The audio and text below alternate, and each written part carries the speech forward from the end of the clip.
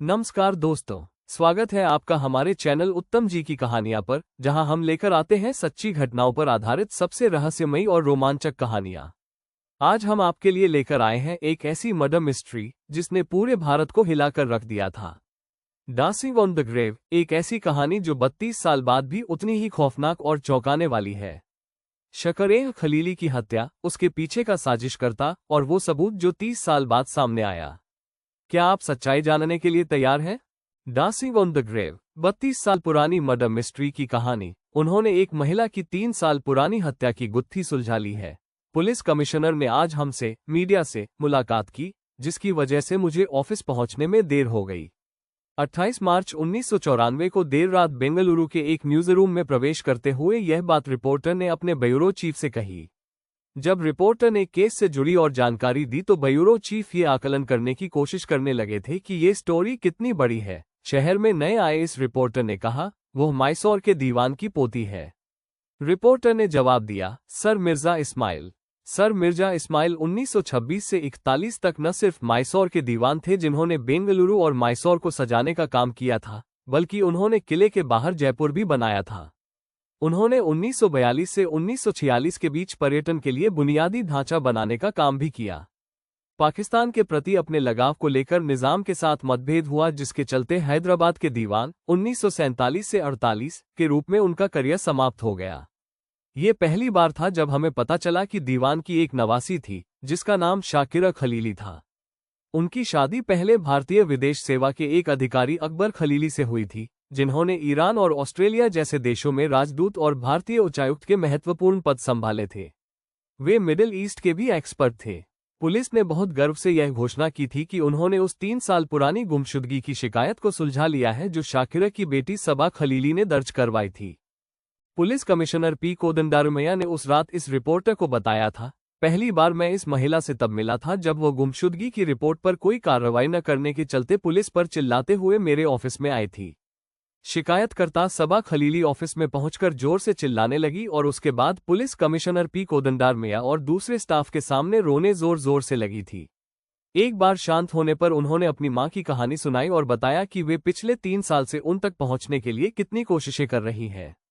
13 अप्रैल 1991 को शाकिरा खलीली अपनी मां गौहर ताज नमाजी से मिली थी। 6 दिन बाद सबा की मुलाकात उनसे हुई। शाकिरा के यहाँ घर के काम में मदद करवाने वाली जोसेफिन और हाउस हेल्प राजू ने 28 मई 1991 को उन्हें देखा था। यह आखिरी बार था जब शाकिरा को किसी ने देखा था।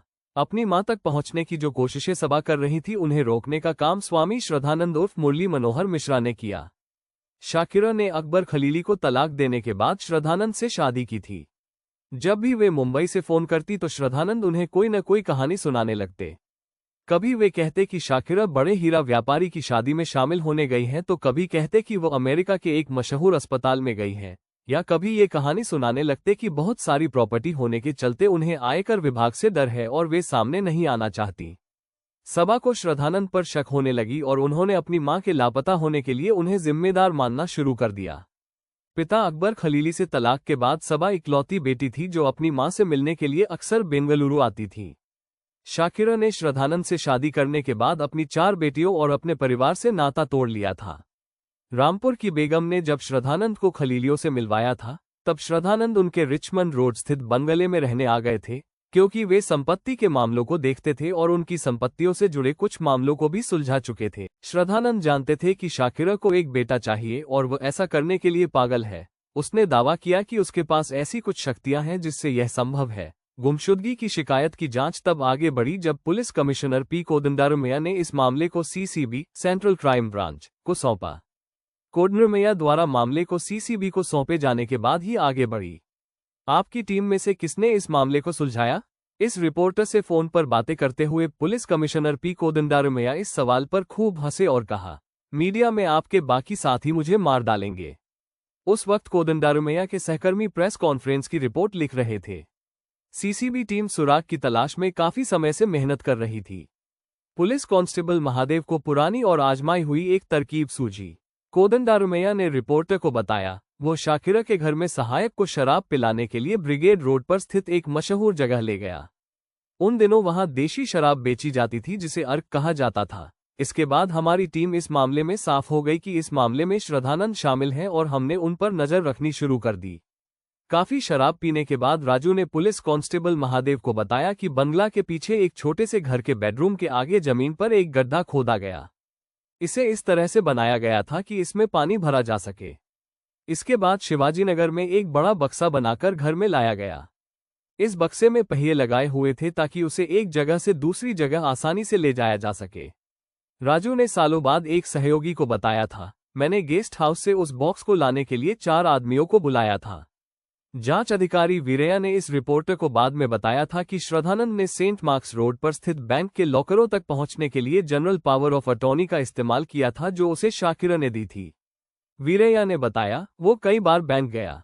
शाकिरा ने मई 1991 में श्रद्धानंद का नाम अपनी सभी संपत्तियों के संयुक्त खाताधारक के रूप में से हटा दिया था क्योंकि शाकिरा को उसके इरादों पर शक होने लगा था। यह उनके लापता होने से पहले की बात है। बेंगलुरु के नामचीन क्रिमिनल लॉयर सीवी नागेश को इस केस में विशेष लोक अभियोजक नियुक्त किया गया था। उन्होंने तब इस रिपोर्टर से कहा था, सबा के साथ साथ दूसरी बेटियों से भी उसकी नजदीकी उसे परेशान करने लगी थी। पुलिस ने पाया कि श्रद्धानंद ने उस घर को छोड़कर जिसमें वह और शाकिरा रहते थे, बाकी सारी संपत्ति को बड़ी रकम में बेचने का एग्रीमेंट कर लिया था। इस रिपोर्टर ने पूछा कि ये सौदा कितने में हुआ था, कितनी बड़ी रकम थी? कोदंडारुमैया ने कहा, अपनी कुर्सी से मत गिर जाना। ये करीब 7 करोड़ रुपये का था। बेंगलुरु में उस समय तक संपत्ति की कीमतों में उछाल नहीं आया था और वो कई साल दूर था। श्रद्धानंद से पुलिस ने पूछताछ की जिसमें वो टूट गया और उसने शाकिरा की हत्या करने की बात कबूल कर ली। हत्या की बात कबूल करने के बाद श्रद्धानंद पुलिस को क्राइम स्पॉट पर ले गया। वीरैया ने बताया, उसने हमें वही जगह दिखाई जहां उसने लकड़ी के बक्से को धक्का दिया था जिसमें पहिए लगे थे। वो अपनी पत्नी को हर रोज चाय बनाकर देता था और उसने उसी चाय में नींद की गोलियां मिला दी थीं। वीरैया ने रिपोर्टर को बताया, फिर उसने गद्दे समेत उसे बॉक्स में धकेल दिया और ऊपर से ढक्कन को ठोककर बंद कर दिया। उसने खुद बेडरूम में खिड़की के नीचे की दीवार को तोड़ दिया था, जिसके बाद उसने बॉक्स को खुले में बने गड्ढे में धकेल दिया। ये गड्ढे उसने पहले ही तैयार करके रखा हुआ था। उसने शाकिरा को जिंदा दफन कर दिया था। फॉरेंसिक टीम को इसके सबूत मिले थे। प्रेस कॉन्फ्रेंस के 2 दिन बाद श्रद्धानंद को घर ले जाया गया। यहां पहुंचने पर उसने चाक के टुकड़े से गड्ढे को ढकने वाले पत्थरों पर निशान लगा दिया जहां उसने बॉक्स को धकेला था।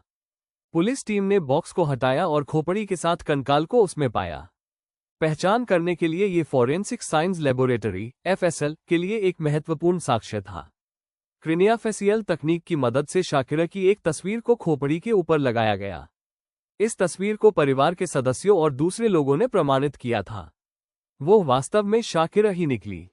DNA फिंगरप्रिंटिंग ने भी शाकिरा की पुष्टि की। उनकी मां गौहर ताज नमाजी ने शाकिरा की उंगलियों पर मौजूद अंगूठियों की पहचान की। कर्नाटक सरकार ने शहर के बड़े आपराधिक वकीलों में से एक सीवी नागेश को विशेष लोक अभियोजक नियुक्त किया।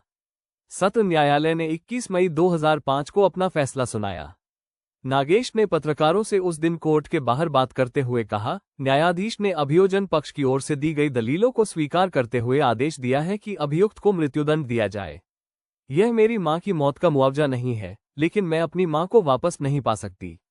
न्याय हुआ है, ये कहते हुए सभा रो पड़ी। कर्नाटक हाई कोर्ट ने 20 सितंबर 2005 को मौत की सजा की पुष्टि की। जस्टिस SR बन्नूर मठ और जस्टिस S बड़ी ई काबिन की पीठ ने लिखा, अभियुक्त के पास पर्याप्त मकसद था और अपनी पत्नी की हत्या करने का एकमात्र उद्देश्य केवल उसकी मूल्यवान संपत्तियों को इस्तेमाल कर खुद को अमीर बनाना था। मेरी राय में यह मामला दुर्लभ मामलों की श्रेणी में आता है। सुप्रीम कोर्ट की 2 बेंच ने हाई कोर्ट के आदेश के खिलाफ अपील भी सुनी। कुल 8 न्यायाधीशों ने मामले की सुनवाई की और अभियुक्त को दोषी पाया। अंतिम चरण में जाकर एक न्यायाधीश को लगा कि फांसी की सजा को आजीवन कारावास में बदला जा सकता है, लेकिन इसके साथ जरूरी बात यह थी कि श्रद्धानंद को जीवन भर जेल से रिहा नहीं किया जाएगा।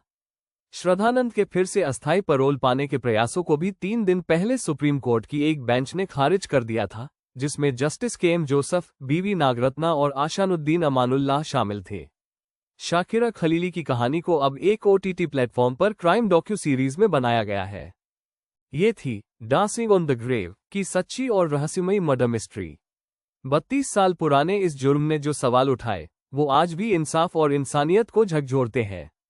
अगर आपको ये कहानी पसंद आई हो तो लाइक करें, शेयर करें और हमारे चैनल उत्तम जी की कहानियां को सब्सक्राइब करना न भूलें। ऐसी ही और भी सच्ची घटनाओं और रहस्यमय किस्सों के लिए जुड़े रहिए हमारे साथ। धन्यवाद। फिर मिलेंगे एक और रोंगटे खड़े कर देने वाली कहानी के साथ। बेल आइकन दबाएं ताकि कोई कहानी आपसे छूट न जाए।